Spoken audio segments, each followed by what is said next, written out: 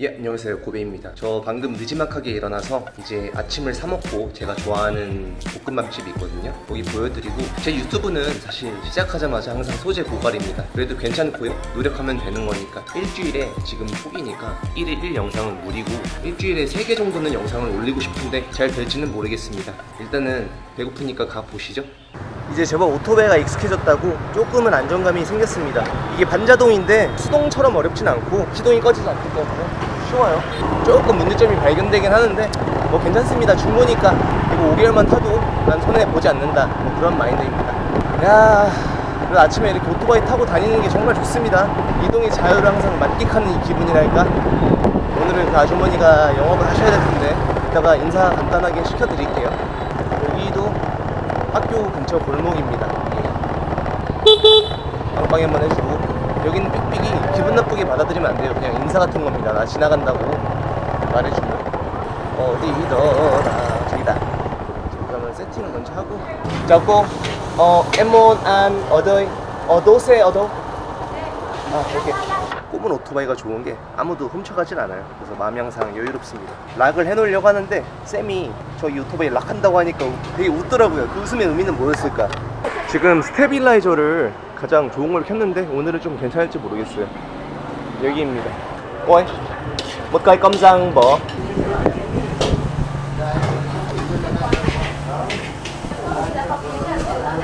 베트남은 합성 문화라서 이렇게 앞에 누가 와서 앉아도 당황하면 안 돼요. 그거는 무림에서 하는 매너가 아닙니다. 이렇게 앞에 앉아도 그냥 같이 먹습니다. 정이 있달까? 혼밥이지만은 혼자 먹는 게 아닙니다. 벌써 3명이 있네요. 외롭지 않겠습니다.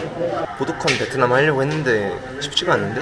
항상 안 바쁠 때 와가지고 몰랐는데 바쁘시네요. 피크 시간대에 오니까. 여기는 순이익이 얼마나 남으려나 궁금하네요. 어우, 딱 MSG 한번 쳐주시고 좋습니다. 소스를 뿌려놓으면 진짜 맛있어요. 아우, 잘 먹었다. 이제는 커피를 마시러 갈 겁니다. 하일랜드에 그 카페서다. 그게 가성비가 너무 좋고, 근데 문제는 너무 맛있어서 문제예요. 중독이 됩니다. 맛이 되게 달짝지근하거든요. 그래서 연유가 스아인데 저는 이걸 항상 반만 넣어달라고 합니다. 그래도 맛있어요. 네, 가보실까요? 여러분, 근데 제가 항상 궁금한 게 있었거든요. 분명히 베트남 콘텐츠를 소비하시는 분들은 그래도 나이대가 어느 정도 있으실 거란 말이에요. 최소 30대부터 시작하죠. 근데 이런 낡은 아파트들 있잖아요. 이런데 봤을 때 뭔가 좀 그립고 그런 느낌이 있나요? 제 말은 한국도 분명히 이랬을 때가 있을 것 같거든요. 왜냐면은 제가 90년대 초반생인데 저만 해도 뭔가 왠지 모를 향수가 느껴져요. 이런 동네들 보면은 아파트. 그래가지고 구독자님들은 어떻게 느낄지 제가 궁금해서 한번 그냥 여쭤봤습니다. 이 화면에 잘 담길지 모르겠는데 저는 그냥 여기만 오는 느낌이 묘해요. 그 약간 2000년대로 넘어가던 그 시기가 저는 아직도 기억이 나거든요. 어렸을 때지만은 굉장히 저는 말년 MZ라서. 근데 저는 이런 거 보면은 서울에 살 때 그 특유의 막 구성 아파트 이런 느낌이 나는 것 같아서 되게 반갑더라고요. 한국은 요즘 아파트 이런 식으로 안 생겼잖아요. 그래가지고 되게 뭔가 그냥 낯이 익습니다. 보여드리고 싶었어요. 오늘은 이 컨텐츠가 아닌데, 근데 일단은 카페 가서 공부를 먼저 한 다음에 썰은 나중에 풀어야 될 것 같습니다. 예. 카메라를 일단 빼겠습니다. 좀 많이 보셨나요? 네. 제 혼자만의 또 소박 행복 포인트가 뭐냐면은 이거 기름 꽉 찬 거 보이시죠? 제가 처음으로 이렇게 주유를 해봤어요. 사실 베트남 살다 보면은 언어에 자신이 없다 보니까 뭔가 귀찮은 일들을 안 만들려고 최대한 노력합니다. 최대한 늦게 가고 최대한 늦게 사고. 근데 용기 내서 가봤는데 기름이 다 떨어지니까. 근데 저거 결제도 앱으로도 되고 3만동 내니까 저게 꽉 차더라고요. 거의 2주 동안 탔거든요. 제가 아직 운행거리가 길진 않아요. 그래서 진짜 이제 다니는 건 문제 없겠다 싶고, 원래 하일랜드 저희 동네 근처에 많은데 그냥 근실이 이런 데에도 제 마음대로 와보고, 여긴 직장인들 좀 많은 구역인 것 같거든요, 꼬우저에. 그래서 이런 행복이 저한테는 되게 크게 다가옵니다. 예, 요런 분위기인데 다 직장인인가봐요. 지금 점심시간 이후라서 되게 피크타임이고 그냥 기분 전환이 되네요. 이것만으로도. 저기 앉아볼까요? 저는 좀 뒤를 잡히는 걸 안 좋아하기 때문에 최적의 자리가 낫네요. 네. 내일은 짜이기와 촬영이 있고 오늘은 솔직히 할 만한 게 없어가지고 그래서 오늘 버전 먹기 콘텐츠로 썰을 하나 뽑아보자 그런 생각이 들어가지고 지금 이렇게 카페에 와 있습니다. 베트남에 항공사가 여러 가지가 있잖아요. 사실 저하고 베트남의 어떤 첫 번째 공식 인연은 제가 베트남 항공사에서 일을 할 뻔했어요. 비땡젯이라고 여러분도 많이 아는 그 저가 항공사인데 제가 아무튼 거기에서 일을 했죠. 그게 어떻게 된 거냐면은 제가 이제 프리랜서로 일을 할 때 지원금을 받아가지고 아시아 전역을 돌 기회가 있었어요. 되게 멋지죠. 그때 이제 틴더를 했었는데 전 여자친구하고 베트남인인데 만나가지고 호치민에서 첫 만남부터 대화를 하다가 가치관이 달라가지고 많이 싸웠거든요. 근데 여행의 묘미죠. 그게 인연이 돼가지고 그 친구 집에서 막 처음 만나자부터 대가족이었는데 그때 막 프랑스에서 가족들도 오고 그래서 그래가지고 그 친구랑 어떻게 하다 보니까 연인이 됐죠. 근데 그때 저는 20대 중반이었는데 중반이 조금 지났었죠. 근데 지금보다도 더 정서적으로 불안하고 그 다음에 항상 더 열등감이 있고 그런 시기였어요. 집안에 원체 많은 일들이 있었기 때문에. 근데 누구나 다 이런 일들은 살면서 생기니까 이런 썰은 생략을 하고요. 나중에 기회가 된다면 풀고 싶은데 그래서 가진 것도 없고 학업도 제가 중간에 중단을 해야 될 게 아직까지도 학사가 없는 상태이거든요. 재학생이에요. 그래서 베트남으로 가고 싶은데 수입이 없이는 조금 불가능하고 고민을 하다가 페이스북을 보는데 어떤 유럽 항공사가 리투아니아에서 온 항공사였는데 시범적으로 이거부터 얘기하면 안 되겠구나. 그때 당시 이 보통 외항사라고 하면은 고졸에 영어 성적만 있으면 되기 때문에 그렇게 허들이 높은 직업이 아니거든요. 적당한 인상과. 그래서 그러면 승무원을 도전을 해봐야 되겠다고 하는데 제 인생은 왜 이런 걸까요? 그 매달 이렇게 직원들을 외국인들을 채용하던 그 항공사가 제가 딱 가려고 결정하고 모든 짐을 싼 그 달부터 채용을 중단을 한 거예요. 참 전 여자친구하고 많이 울었었는데 하늘이 내 앞길을 또 막는구나. 그런데 그때 딱 구글링을 막 절박한 마음으로 하다가 어떤 모집글을 보게 됩니다. 유럽 항공사인데 베트남에서 시범적으로 운영을 한다는 거예요. 몇 달 동안. 그리고 직원들을 모집하고 있더라고요. 그래서 저거다 싶어서 채용 날짜가 지났는데도 워낙 마음이 절박하니까 막 따로 연락을 했습니다. 담당자하고. 자리 없냐고. 진짜 나 베트남 가고 싶고 일하고 싶은데. 근데 그날 바로 뭐가 운이 좋았는지 화상 채팅을 한 다음에 다음날인가 다다음날인가 딱 10시간 안으로 연락을 하자마자 바로 비행기 티켓을 사가지고 호치민으로 날아갔습니다. 그 면접을 한번 보기 위해서. 채용이 끝나려고 했는데 조금 더 추가 채용이 있어가지고 자리가 있었대요. 그래서 진짜 막 준비도 없이 가서 인터뷰를 보고 또 하루 만에 여자친구 잠깐 보고 날아왔죠. 그래서 처음에는 뭐 불합격이라고 하더니만 또 이게 뭐가 어떻게 돼가지고 추가적으로 인원을 더 모집해서 합격을 했어요. 그래서 그때부터 호치민에서 한 호텔에서 머물면서 승무원 생활을 하게 됐습니다. 제 어떻게 보면 공식적인 첫 직업이 승무원이었던 거죠. 베트남에서. 특이하지 않나요? 그래서 그때는 참 좋았어요. 뭐 돈을 많이 받지는 않았습니다. 베트남인 치고는 많이 받았던 건데 그 사람들이 제가 한국인인 거를 신경 쓸 이유는 없으니까. $1,000로 1,000불 받았었나? 나쁘진 않았는데 생활하기에 저는 그 정도도 충분했어요. 근데 사실 월급을 노리고 들어간 건 아니었죠. 어떻게든 여자친구하고 같이 있으면서 베트남이란 나라를 한번 경험해보고 싶어서 그때 좋았어요. 호치민에 딱 공항 근처에 있는 그 좋은 브랜드 호텔에서 머물면서 음식 다 해결이 되고 그 다음에 $1,000로 1,000불 받으니까 생활비가 남더라고요. 막 딱히 놀 시간도 많이 없었고 여자친구가 많이 도와주니까 그렇게 지내다가 저는 일을 딱히 열심히 한 건 아니었고 오히려 못하는 축에 속했습니다. 의욕이 별로 없었거든요. 그냥 딱 실수만 하지 말자. 실수를 많이 하지만서도. 그런데 그때 되게 재밌다고 생각한 게 하필이면은 제가 얼떨결에 간 그런 유럽 항공사가 그 비땡젯의 휘하에 들어가서 약간 그러니까 항공사가 항공사를 고용한 거죠. 그게 따로 용어가 있는데 어쨌든 그래서 그 항공사에서 일한 게 결국 비땡젯에서 일하게 된 결과를 낳은 거예요. 물론 임시 계약직이었지만은 그 계약이 다 끝나고 원래는 그때 비땡젯이 뭔가 여파가 있어가지고 외국인 채용을 그만둔 지가 오래된 상태였는데 근데 저는 내부 특별 채용으로 면접을 보게 됐습니다. 동기들하고요. 한국인도 몇 명 있었고 그 친구들은 지금 다 이제 에어아시아나 뭐 싱가포르 에어라인 이런 데서 다 일을 하고 있고요. 저는 코로나 직격탄을 제대로 맞아서 이제 어떻게 하다 보니까 또 이렇게 크리에이터 생활을 하게 됐는데 어쨌든 그때 이제 면접을 봤는데 그냥 막 가서 막 춤추고 난리도 아니었어요. 이상하다고 하면 좀 그렇지, 좀 희한한 걸 보더라고요. 끼를 많이 보는 것 같아요. 적강사라서 그런지.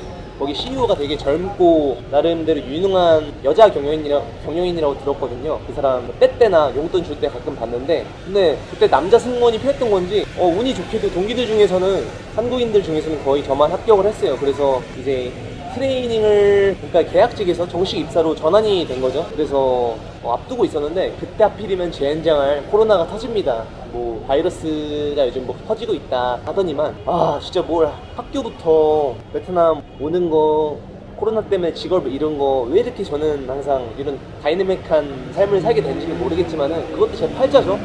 어쨌든 그렇게 대기를 하게 됐어요. 그때 코로나 때문에 회사에서 제 비자를 해주기가 어려워서 무한정 그런 대기가 된 거죠. 왜냐면 회사에서 딱히 이 정도 날짜에 다시 너희들을 데리고 올 것이다 이것도 아니고 그냥 기다릴 거면 기다리고 말 거면 말아 이런 식이었기 때문에 저는 어차피 이럴 것도 없고 가봐야 할 게 없는지라서 부모님에게 약간의 용돈을 받으면서 베트남 5개월 정도를 5, 6개월 정도를 더 체류를 했습니다. 그때 이제 전 여자친구가 먼저 권유를 했었죠. 유튜브도 같이 했었고 그런데 아무래도 생활비도 떨어지고 또 그때 유튜브가 클 조짐이 보였지만은 뭔가 결혼을 하지 않을 것 같은 친구랑 유명해지는 건 되게 부담이 컸기 때문에 제가 이 커플 유튜버들의 고충을 그래서 잘 알아요.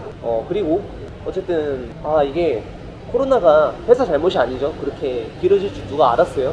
그래서 결국은 뒤지를 치고 눈물에 귀국을 하게 됩니다. 이게 저는 정말 여러 가지 일들을 했었는데, 그러니까 회사적으로 보면은 최근에 스트리고요.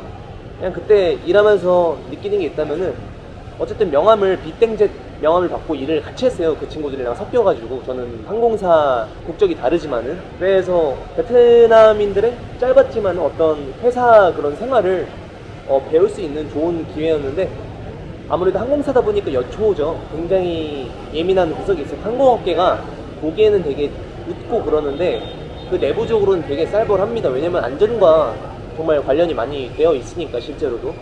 그래서 그때 당연히 나쁜 것들이 부각이 항상 되니까 기업적으로는 막 진상 한국인 손님도 많이 만났었고, 제가 피해를 보진 않았어요. 제 베트남 크루들이 고생하는 거 보면서. 그리고 그때 재밌던 기억은 베트남이 20년 동안 거의 매년 100만 명 이상의 인구가 태어난 거 아세요? 저희 나라는 지금 인구 때문에 문제가 많잖아요. 고령화 문제다 뭐다 해서 저희 나라는 그 베이비 부머 세대 때 80년대인가? 그때 딱 150만 명 태어난 거 그게 최고치고 지금은 말도 못합니다. 그런데 베트남은 20년 동안 지금까지도 매년 100만 명 이상이 태어나고 있다고 하거든요. 출처는 영상에 띄워드릴게요. 근데 그때는 이제 유럽 크루들하고도 많이 같이 일을 했는데 애기들 신생아들이 그렇게 많이 탑니다. 보통 한 민기에 1명, 2명 있을까 말까 해야지 정상이라고 하는데 그때는 막 10명, 15명 이렇게 타니까 정신이 진짜 없었어요. 왜냐면 애기들이 조금해서 벨트를 따로 주거든요.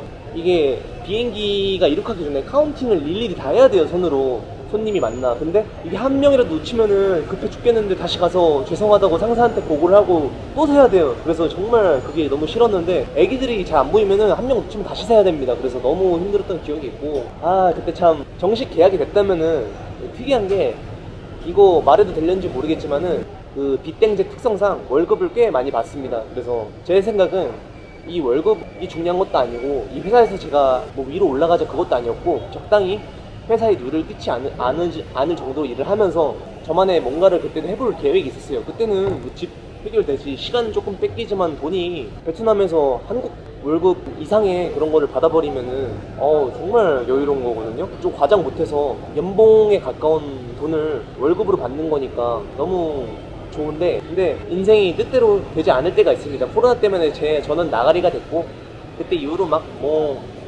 혼자 여러 가지 일도 또 하면서 다 실패를 했고, 마지막으로 호주 광산에서 정말 외딴 곳이고 외로웠고 힘들었죠. 거기에서 접시를 하루에 1000개씩 닦다가 6개월 동안 쉬지도 않고 13시간씩 지금 베트남에 이렇게 온 겁니다. 왜냐면 호주 광산에서 6개월만 딱 진짜 눈 질끔 감고 고생을 하면은 한국에서 1년치 번 돈을 모을 수가 있고, 그런 베트남에서도 1년 생활하는 건 무리가 없겠더라고요. 그래서 이렇게 온 거고, 저는 이런 사람이다 라고 말하고 싶은 측면도 있었고, 그냥 베트남 회사에서 일을 했을 때 어떤 느낌이었는지 그냥 약간이나마 말해드리고 싶었어요. 지금도 승무원 일을 다시 해볼까 마음대로 할 수 있는 건 아니면 고민을 해보지만은, 왜 그러냐면은 그때 만났던 친구들이 영어도 잘하고 외적으로도 되게 매력이 있고, 그래서 같이 좀 뭔가를 만들어봤으면 하는 친구들이 많이 보였는데, 지금은 제가 앱이나 이런 게 아니면은 사실상 젊은 친구들을 어디서 만나기가, 저도 젊은데 쉽지가 않습니다. 그래서 그런 게 있다 한번 말씀을 드리고 싶었고, 내일은 또 짜잉이하고 촬영이 있는 날인데 어떻게 될지 궁금하네요. 네, 오늘 하루도 어쨌든 좋은 그런 하루 보내시고요. 이쯤 영상 마치겠습니다.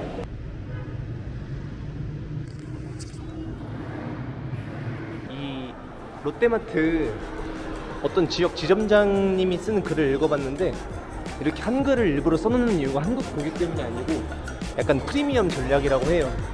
그래서 베트남 그 사람들이 한국 제품이면은 형태 이상을 신다는 그런 그게 있다 보니까 저렇게 일부러 한국어를 써놓는다고 합니다. 특히 자사 그런 브랜드 제품에는 특히 말이죠.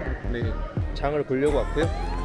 그냥 똑같아요. 뭐 오늘도 계란, 쌀 이런 가성비 위주로 살 거고, 근데 메론이 이 반토막 난 게 5,000원이 안 돼가지고 살까 고민 중이네요. 이제 고추장 다 먹었으니까 시간 아끼려고 이런 소스를 사서 먹어야 되겠습니다. 만들어져 있는 한국 소스예요. 제육볶음 소스 같은. 이게 베트남이 고기가 은근 비싸단 말이죠. 한 3만 동, 4만 동 이 정도만 줘도 너무 행복할 텐데 그런 거는 아쉽게도 없습니다. 예. 전 샴푸는 꼭 있어야 되는데, 아니면 비빔이 생겨서. 근데 가격 세일은 아니고 뭔가 도시락통 하나 주네요. 가격은 똑같은데 그럼 얘로 가야죠. 오케이. 6봉에 한 1,500원 되겠네요. 나쁘지 않죠? 여기에다가 김치만 사면 끝일 것 같고요. 온 김에 물을 좀 큰 거 샀는데 무거울까봐 걱정이 되네요. 오늘도 한국 음악이 나오고 있습니다.